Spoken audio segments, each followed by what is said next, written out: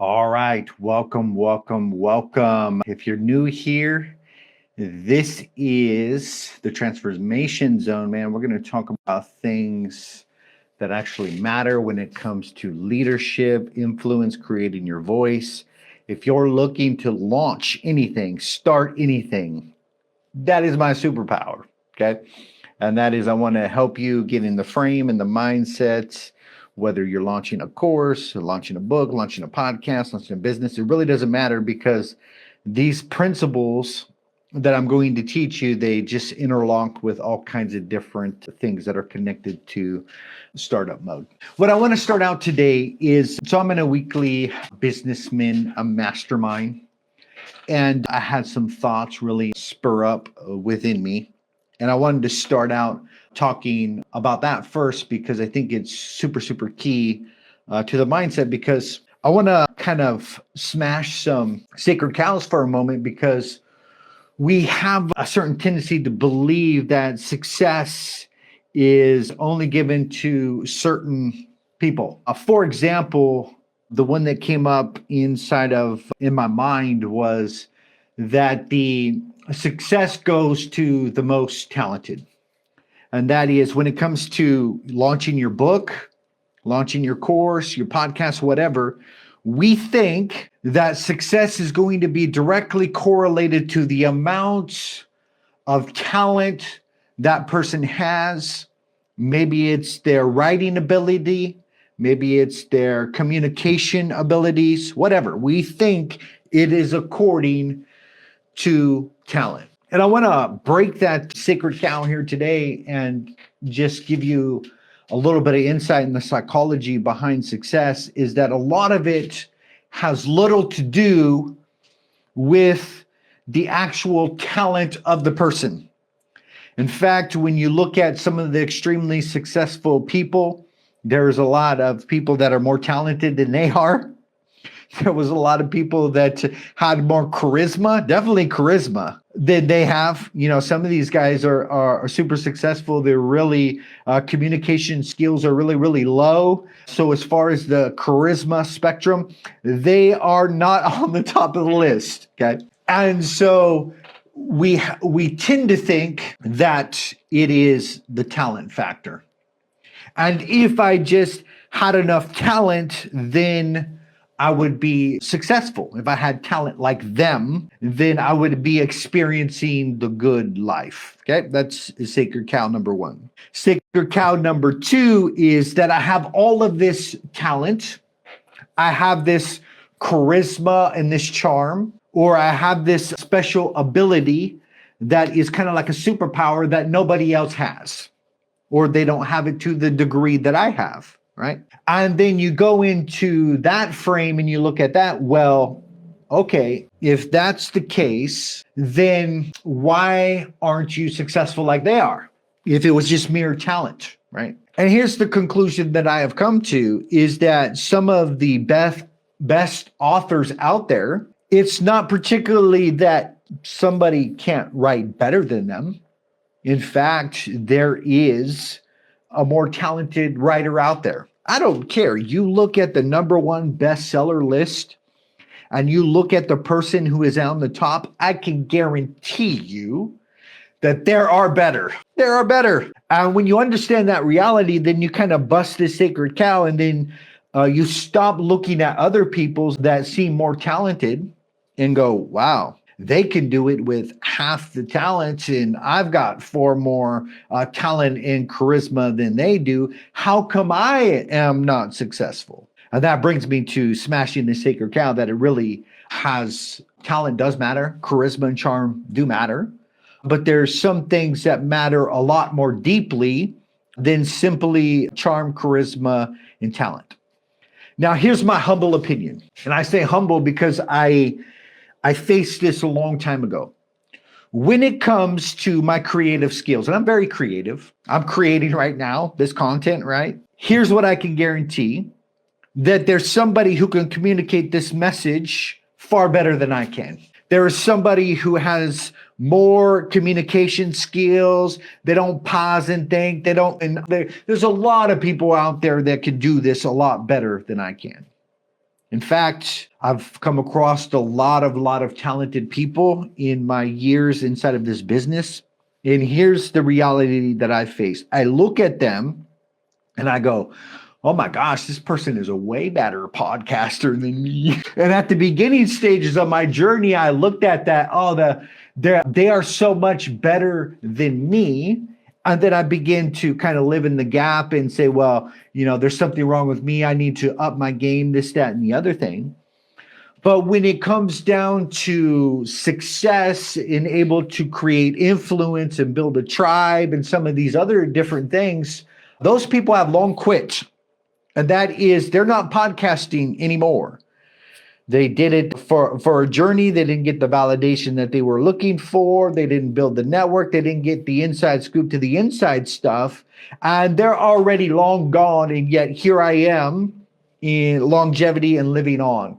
But yet they had far more talent than I do. That's the same thing when I think of like books and stuff. Like I have a very solid message and I think it's very relevant to a certain kind of people. But the reality is that there's so many people that can write better than me, right? And so we got to smash this sacred crowd. It has nothing particularly to do. Talent does matter, but it doesn't matter as much as we think it matters. Now, the other side of this coin in the sacred cow smashing is, well, they are successful with their book and their podcast or their influence or their social media because they just put their nose to the grind and they just work hard, right? And this is a common thing, is like people are either teaching techniques for talent and charisma and or recently mind control, which is really funny. I seen a major influencer recently start talking about mind control techniques, get people to buy into your service and your offering without building no like and trust factor and skipping this whole process. And it sounds good, right? And so what they're teaching is kind of the influence, skill, technique department. And then we got those pushing and promoting the grind culture. And this ain't nothing new. I mean, we got influencers that have been out there for years, and it's all correlated to the effort that you put forward. And we know this to be very false. It's absolutely false. When we put it inside of another context, let's say coal mining, it doesn't matter how hard you work in coal mining, you're always going to be a coal miner. Yes, you might get a little bit more coal, but it's not going to drastically change your life until you get outside of that current frame that you're living in and begin to question your paradigm and to begin to get out of that. No amount of working harder in certain situations is ever going to change your life for the better. And our ancestors, man, they grind to the bone. Like I come from not too far from the farm, okay? And farm in Plainsville, Louisiana, okay? And they're working the farm and doing all these things. There's no amount of grinding or working hours going to change their lot in life. They're not going to be able to transcend it. They might be able to get a little bit more produce, or they might be able to get a little more, but nothing, absolutely nothing is going to drastically change your life, is because working harder does not actually create the success that you're looking for. Now, some of the people I've tapped into this is you got to work smarter and not harder. And that's kind of the gist of what I'm getting into today, is that what the Bible says a long time ago, okay, it has proven this point, and I'm resurfacing this principle, is that the race does not go to the swift, it does not go to the strong or the powerful. The race goes because of time and chance. And so what I want to talk to you a little bit about today is what time and chance looks like, especially if you're starting or launching anything, because what I'm presenting to you is that, yes, you should be starting, you should be launching, you should be putting yourself out there, you should be showing up every day doing this, exactly what I'm doing. I've discovered something that I let a principle kind of ruminate within my soul, and it has taken root, and I've grabbed a hold on it. And I understand that it's not for me alone. It is my responsibility to declare. And so one of the greatest principles that I can give you is to discover and to declare. Now, those who discover and do not declare are people who are emotionally and intellectually fat. And that is that they have consumed content over and over and over again. And they treat like these principles as little things that they need to hoard them to themselves and never let them go or whatever. And they never step into leadership role where they actually begin to declare. And so that's what I'm presenting to you today is that your books, your influence, you showing up on social media, doing lives, your podcasting. This is the second part of the equation that establishes you as a leader. Okay. You're not going to be a leader in a cave. You're not going to be a leader by yourself. You're not going to be a leader is all you do is discover. You have to begin to ingest the principles, get it within you, and then declare. The Bible declares this fact. Eat the scroll and then speak the words. Discover and declare. Okay? Faith in action. And so when it comes to success, success has more to do with awareness. Now let me break down what I mean by this. If time and chance happen to everybody, and according to the parable of the talents, they do happen to everybody. Nobody's left out in the time and chance department. And that is, as you're bumping along this road of life, you are in your own little hero's journey, and somewhere along that journey, you're going to run into the exact thing that you need at the time that you need it. I call it equipment. You know, in a hero's journey where they meet a certain mentor along the path, or they grab the sword that they need, or somewhere along in the journey, they level up and they get the strength that they needed to fight the enemy. In fact, I play a lot of little quest games, and the game that I'm in now, I went into a world where I was trying to hit an enemy and it just sounded like I was hitting metal, and it wouldn't allow me to defeat the enemy. And the reason why was because I didn't power up yet, and I didn't have the level and mastery necessary to defeat that enemy. And so here I am just plugging away and clank, clank, clank, clank, and nothing's happening. I need to go back and level up. I need the right equipment. I need the right mindset to come back, okay? And that's what I'm proposing to you, is that along in your journey, there's going to be time and chance. I call them times and seasons, divine appointments, okay? And that is that you are going to have plenty, and I do mean plenty, of opportunities. Now, here's what my personal belief is. I think that at the end of days, we might see our full potential and what we could have been, and might see the opportunities that we missed. I think there might be a brief moment of regret along with a fullness of joy for the battles won. Okay. But I don't want to get to the end of my days and see all the opportunities that I missed, and all the excuses that I made, and all the times that I could have showed up and didn't, and all the times I could have declared, but I decided to hoard it unto myself. Okay. I don't want to get to those days. And I'm sure if you're listening to this, you probably don't want that either. So then my conclusion to this whole thing is that success has more to do with awareness, that you can actually seize the opportunities that are in front of you. Now, to be able to do that, you have to be aware. That is, you have to actually see it, know it, and recognize it. Are you seizing the opportunities? Now, when it comes to opportunities, most things are connected to problem solving. Okay.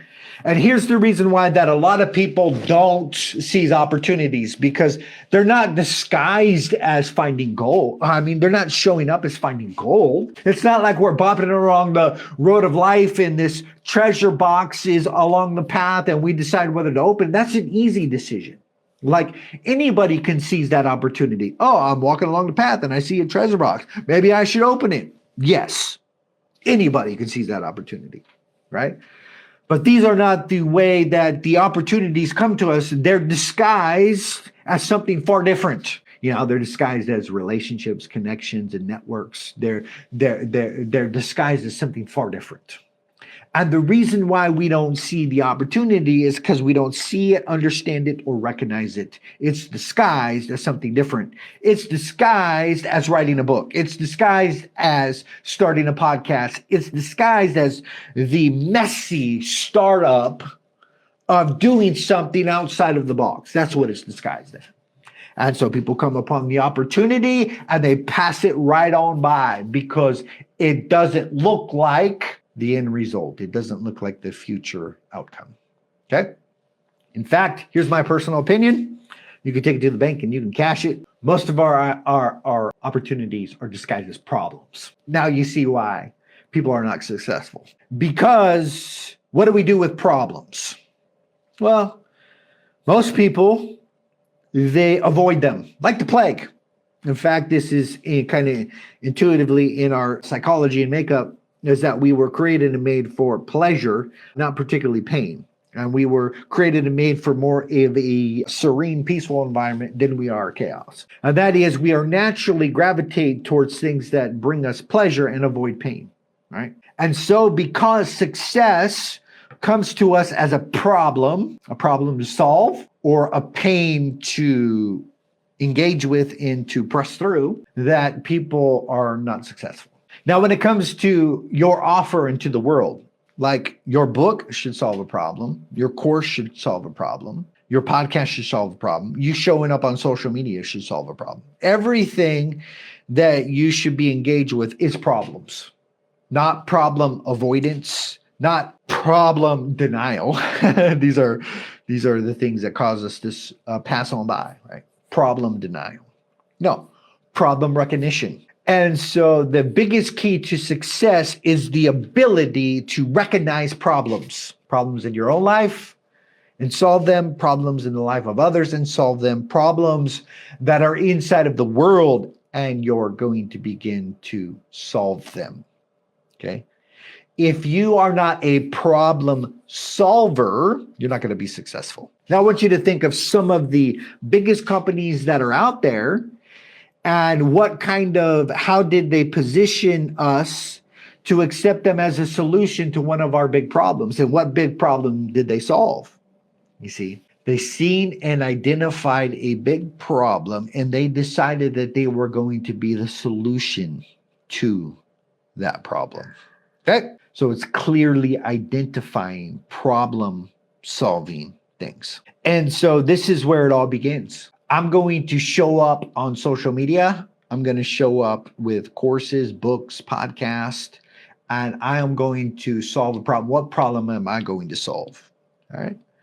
So for me, I look and I see a lot of men on the sidelines. And that is, they are on the sidelines of life. And that is, they're maybe skilled in kind of leadership. They might be working a manager or a leadership position inside of their 9-to-5 job. They've probably worked there for 20 years. They have a degree of success. They got people underneath them. And it's like, what is the possibility of what you can become if you could just see a bigger, brighter future? What can begin to happen if you begin to expand? What would begin to happen if you got off the sideline when it is centered around influence and your voice and leadership and begin to take that to a more of the world? What can begin to happen? So, problem for me, a lot of men are on the sidelines, right? A lot of men are sedating. A lot of men are suffering from mental health issues. You can go on and on the list of problems, but are you going to show up, recognize the problem, identify it, and then to step up and to be a solution to that problem? Now, here's where I've seen people get wrong, and that is they are so vague about what it is, the problem that they solve. And let me tell you something, like when it comes to the coaching industry, nobody wants a life coach. It's kind of like nobody wants pastoral counseling. Nobody wants to, particularly men in general, nobody wants to go to the therapist, right? All of these different like human services, nobody particularly wants to do. But what they do want to do is to solve whatever problem is causing them to go to the pastor for counseling or to the life coach for life coaching. All right. So they have a certain thing a problem that they need solved. So when we show up on the scene and we're like, man, I just want to help people get positive vibes, and I'm a life coach and I will help you get breakthroughs, like all of this vague talk, it doesn't hit home to what people actually want. And so here's what I want to tell you is that for somebody to pay you and to get inside of their pocketbook, okay? If you want to get inside somebody's wallet, and I imagine that you do if you're in business, I want to get inside somebody's wallet because I want to have a transaction and I want to solve their problem and add value, win-win, okay? You do want to get in somebody's wallet, whether you would be honest or not, okay? So if I want to get in somebody's wallet, I'm going to have to solve a problem that is wallet worthy. Like, I break this down to you like in very simple forms, okay? What is wallet worthy? Well, life coaching for you to have the best life ever is not wallet worthy, okay? Some of these other things, everybody goes into life coaching selling their vehicle. That is their course or their process. And their vehicle has this funky name. And you know what I'm talking about. They name all of these, their processes, this stupid name that nobody ever says. That's why mine is like podcast launch. Break it down to the most simple thing. Someone should be able to read your word and 3 words and know exactly the transformation that you're going to produce. But instead of what we do, we get all life coachy or we get coachy and we start selling the product instead of selling the transformation. Nobody cares about your fancy course named blah, blah, blah, blah, blah. Okay?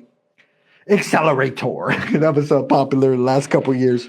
Blah, blah, blah, blah. Accelerator. Nobody cares about none of that. Nobody cares. What they care about is, can you produce the transformation that you said you can produce?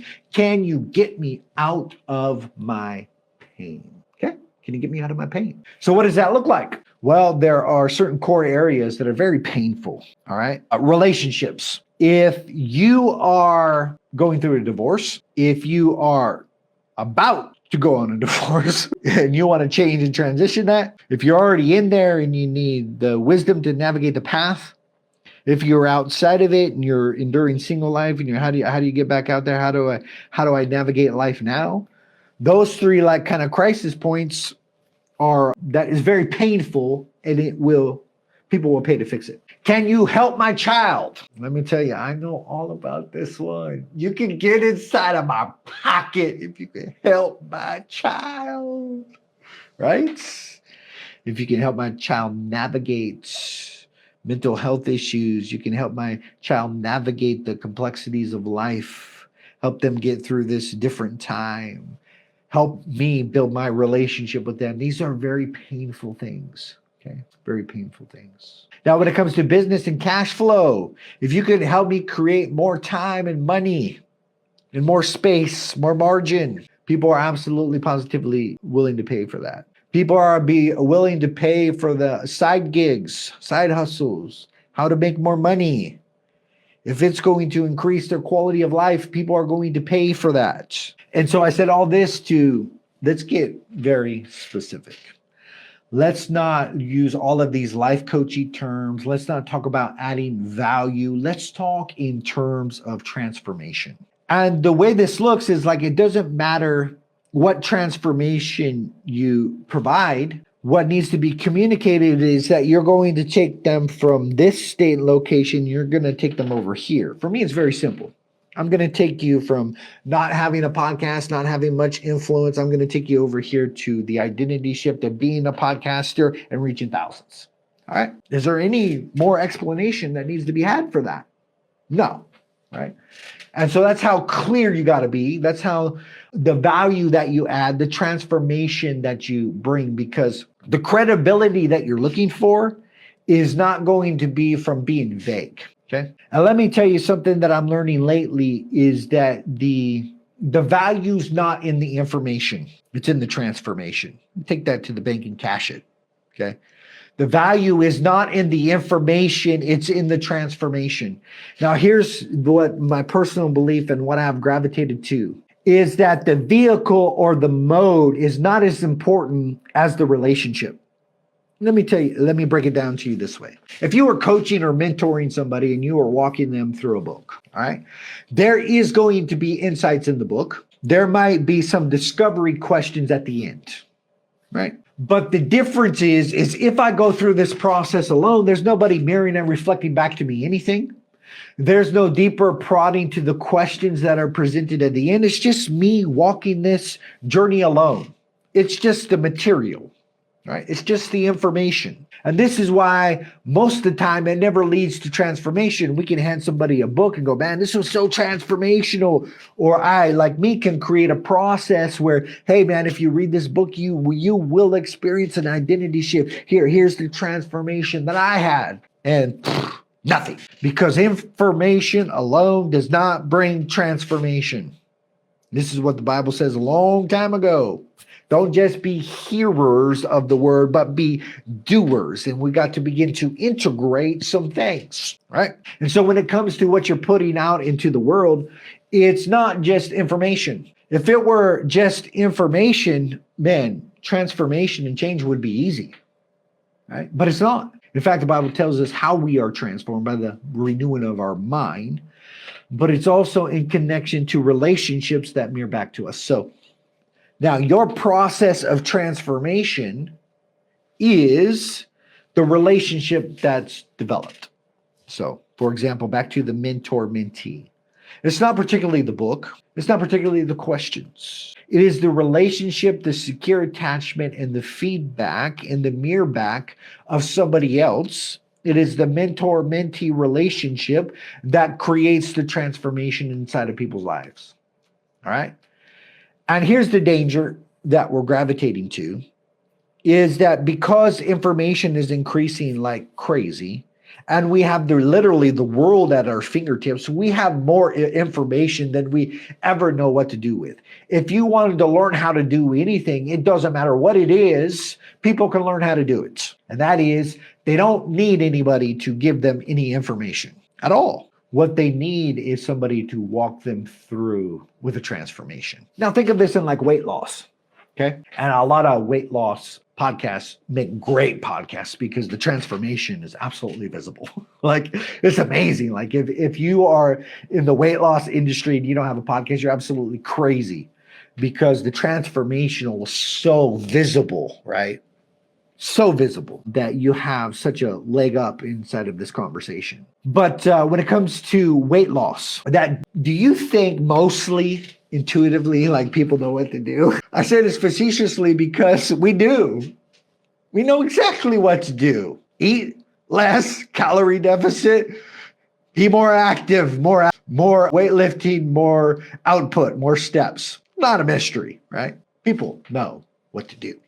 All right. But the correlation then is what is the problem? How come people are not experiencing the transformation? And the reason why they're not experiencing the transformation is because it's not all about the information. In fact, it has nothing to do with information. It has to do with the transformation that you bring. Okay. All right. We got that clear. I'm going to take you from here to there. This is your promise. This is what you are saying that you are going to do. This is the value that you bring to the world. Now, I have to say this, if I haven't already said it, I'm sure I did. But inside of the journey, you're not the hero. You are the guide inside of the journey. It is their journey. It is their transformation. You are meeting them where they are, okay? And you're adding value, okay? Now, we have to define what value actually is. Value is when you show up as a guide and a servant to other people's vision, life vision. You help them get clarity about who they are and where they're going, and you are a resource to help them achieve their goals. They are not something for you to use, something for you to exploit, to manipulate, anything like that. Okay. Now, I want you to think of like a kid. They're building a block tower. Okay. It is impossible to start from the top. You don't start from the top, right?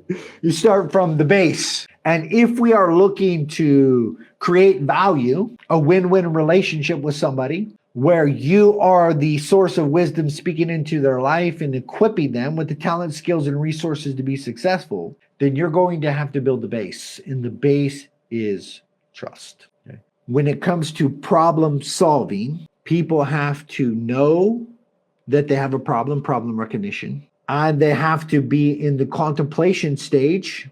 And that is that they recognize and see that they have a problem and they're seeking out solutions to find them, right? And then you have to be the person that has a sense of credibility and trust in the process. That is, that you have to establish yourself as somebody who is worthy of listening to. I will take advice from that person, and or I will ask them for help. All right. Now, to be able to do this, you already have to give them a sense of self-discovery. This is the gist of what I'm talking about is, yes, informing is good. There is a certain amount of education process that needs to happen when it comes to informing people. But what is better is insights about who they are as a person, their character and their skills, their natural influence style. All right.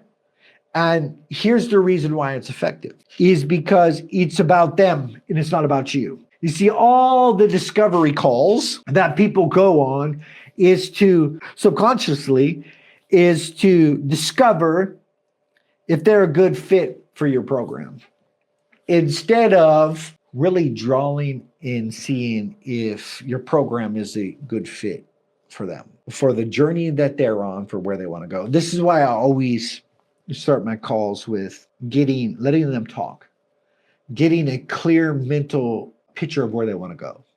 In fact, if you want to be good at sales calls, in the beginning, you need them to project to the future. You need them to communicate where it is that they want to go, right? This is going to do a couple different things for you. It's going to cause you to understand if you're the vehicle that can actually take them there. Because if your service or product can actually take them to where they want to go, then it's probably not a very good fit, because you're not the guy that can produce the transformation that they're looking for. For example, somebody gets into my thing, my program, and I'm talking about launching a podcast, Random Discoveries call about podcasts, and they communicate what they really want to do is create a course and focus on building out the framework and all these different things. The podcast will be good in the future.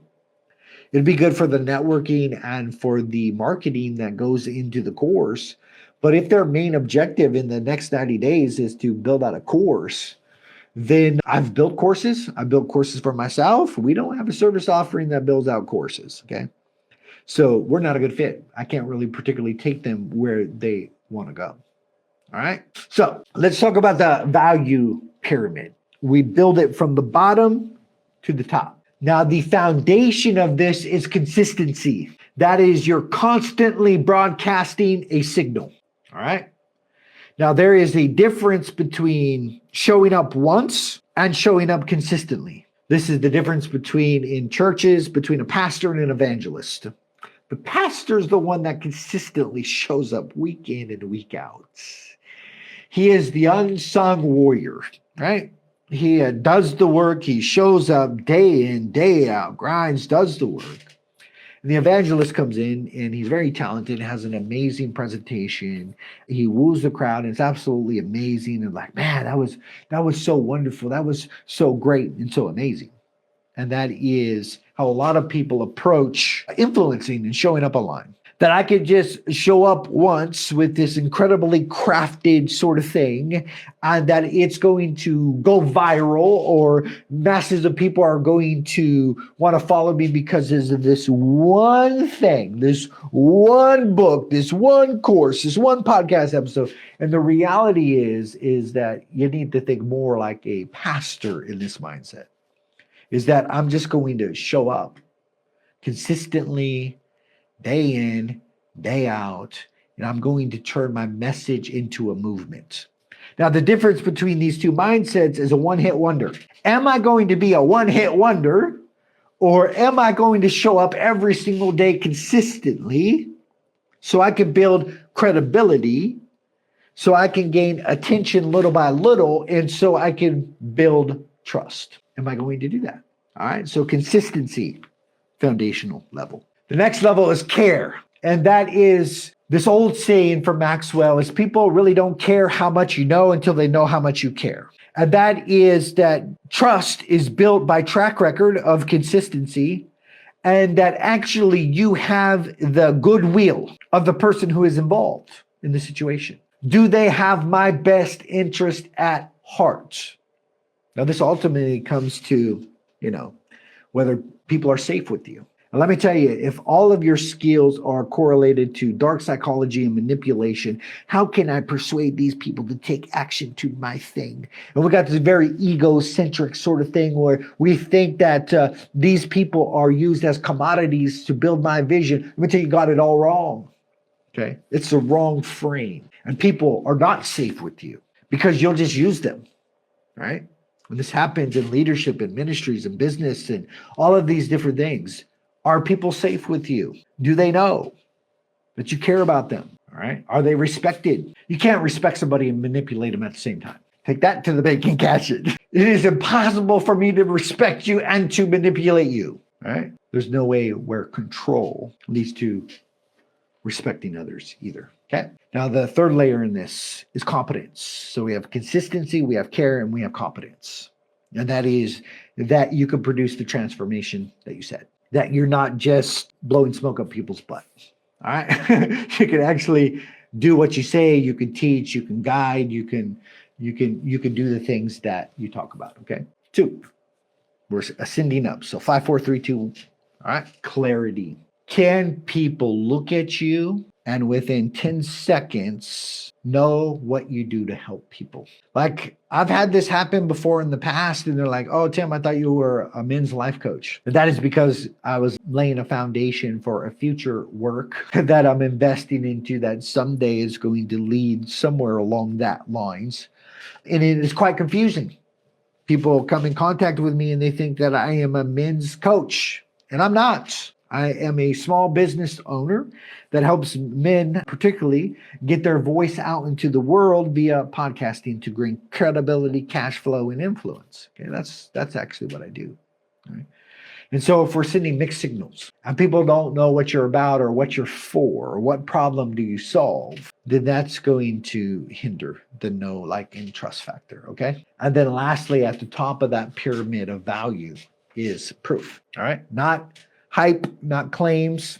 This is why the best thing that you can do with your service and offering is to get a small group of people to run through whatever you're doing, run through your course, run through your book, run through whatever, all right, your podcast service process, so you can flesh out for yourself and for social proof. There's 2 things that happen here. You need social proof in order to have the receipts for your claim, okay? This is not a fake it till you're making. This is not show up inside of the world and not have any receipts. You got to have receipts. You got to have the proof, all right? Those are the receipts. But internally is if I can't actually produce the transformation that I say, 2 things are going to happen. I'll suck at sales really, really bad, because I'm not actually convinced that I could do what I say I could do, and I actually haven't done consistently what I say I could do, and so I'm going to come off with very bad energy, and it's not going to go well, right? That's one scenario of this. The other scenario is that I get really, really good at faking, and I use control and manipulation skills and some of these other persuasion techniques to get people to buy in, and I can't actually produce the kind of results. All right. So receipts before and after. Now, the reason why we're so successful is because we have launched probably somewhere in the realm of 300 podcasts, 300 people have not been podcasters and now are podcasters because of our process.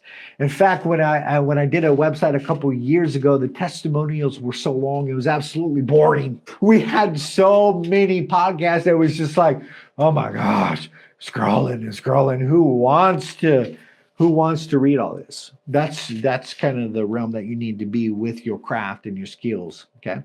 And if you don't have that, work with people, a small group of people, get them the transformation, get the testimonials, get the receipts, and get the inner credibility that you can actually do what you say you could do. That way, when you get up on the phone, you actually can begin to communicate in a way that is very aligned and very persuasive. Okay? So, credibility, authority, that's not hype, that is compound of trust. Those 5 things that are mentioned are the pyramid of value that leads to trust. Consistent, do you care? Are you competent? Are you clear? And do you got credibility? And do you have the receipts? Can you prove it? All right. Now, the best thing that you can begin to do is to see this value flow and this pyramid and begin to focus on that. Show up, make people feel safe, provide insights into them, not into you and your company or your products. Give real insights into them. Get people super, super clear. Clarity produces momentum. There is nothing more that creates momentum than clarity. And then begin to collect the receipts over time. Store them away in a file called testimonials. Create a system of before and afters in your podcast interview. Always interview your clients. Have them tell a little bit about their journey. You have those clips. Like, this is all social proof and credibility. All right. All right. I'll see you on the next one. I hope you guys have a Merry Christmas.